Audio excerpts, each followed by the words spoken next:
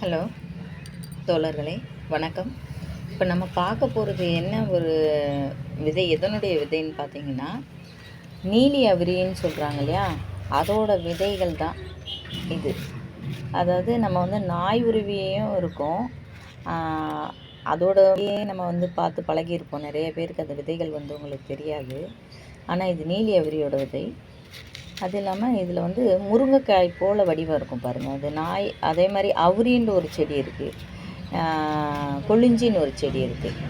2 வகையான செடிகளுக்குமே அந்த இது அவரைக்காய் போல் பட்டையாக இருக்கும் கொளிஞ்சியில். ஆனால் இதில் முருங்கைக்காய் போன்ற அமைப்பு இருக்கும். அதில் விதைகளை எடுத்து காட்டுறேன் பாருங்கள்.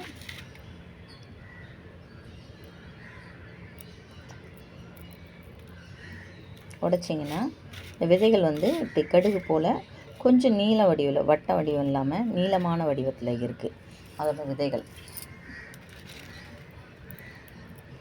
இதுதான் இந்த இண்டிகோ பிளான்ட்டுன்னு சொல்கிறாங்க இல்லையா, அதோட உண்மையான விதைகள். இதுதான் நீலி அவிரி, தலைக்கு போடக்கூடிய நீலி அவிரியோட விதைகள். நம்மக்கிட்ட செடிகள் இருக்குது. இது நிறைய பேருக்கு கொளிஞ்சியா அவிரியா இதோட வித்தியாசம் என்னன்றது ரொம்ப பேருக்கு தெரியாமல் இருக்குது. இதோட விதைகள் பாருங்கள், இந்த பாருங்கள், கருப்பாக இருக்குது பாருங்கள். இது பாருங்கள், இதோட விதை அமைப்பு பாருங்கள், நல்ல க்ளோஸ்அப்பில் காட்டுறேன், தெரியுதா?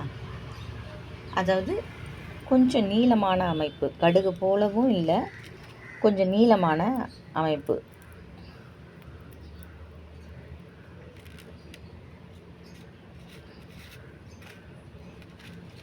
நாங்கள் தலைக்கு இதை தான் போடுறோம். செடியாகவே உணர்த்திட்டு எண்ணெய் காய்ச்சுறதுக்கும் பயன்பாடு இதை தான் செய்கிறோம்.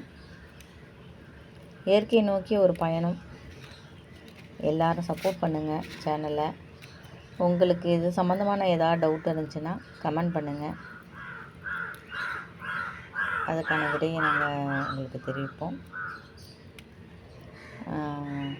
இயற்கை நோக்கிய பயணத்தை நம்மளோட தற்சார்பு வாழ்க்கையில் இல்லாமல் நம்மளுடைய அடுத்த தலைமுறையிற்கும் கடத்தி செல்லணுன்றது என்னோட ஆசை. நீங்களும் அதை நிறைவேற்றுங்கன்னு நினைக்கிறேன். கட்டாயம் தோழர்களே, தோழிகளே. இந்த மாதிரியான பயன்பாடு பண்ணும்போது நமக்கு தலையில் எந்த ஒரு கேன்சரோ, கண் பாதிப்போ, ஸ்கின் அலர்ஜியோ எதுவுமே வராது. இந்த மாதிரி ஹெர்பலாக நம்ம ஒரு ப்ராடக்ட்டை ரெடி பண்ணி நம்ம செய்யும் பொழுது ரொம்ப நல்லா இருக்கும் அதோட ரிசல்ட்டும். இயற்கையை நோக்கி